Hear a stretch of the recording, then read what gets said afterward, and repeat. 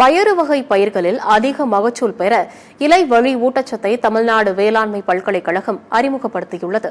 தமிழ்நாட்டில் அதிக அளவில் சாகுபடி செய்யப்படும் உளுந்து, பாசிப்பயிறு போன்ற பயறு வகைகளில் புரதம் அதிகமாக இருப்பதால் இந்த புரத மாற்றத்திற்கு மணிச்சத்து மிகவும் அவசியமானதாகும்.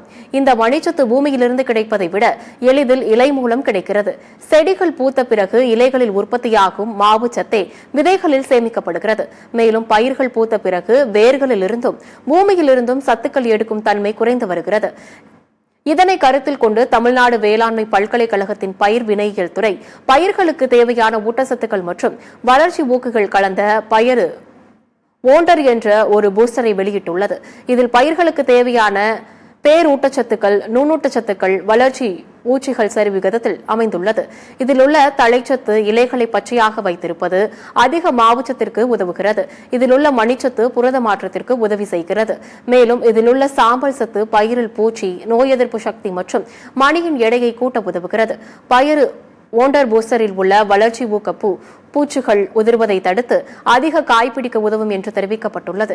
ஏக்கருக்கு 2 கிலோ பயிறு ஓண்டர் பூஸ்டரை 200 லிட்டர் தண்ணீரில் கலந்து பூக்கும் பருவத்தில் தெளிக்க வேண்டும். மேலும் அதில் தேவையான அளவு ஒட்டும் திரவம் சேர்க்க வேண்டும் என்று தெரிவிக்கப்பட்டுள்ளது. மேலும் தகவல்களுக்கு தமிழ்நாடு பல்கலைக்கழக இணைய பேராசிரியர் ராஜாபாபுவின் 9171178331 என்ற எண்ணை தொடர்பு கொள்ளலாம்.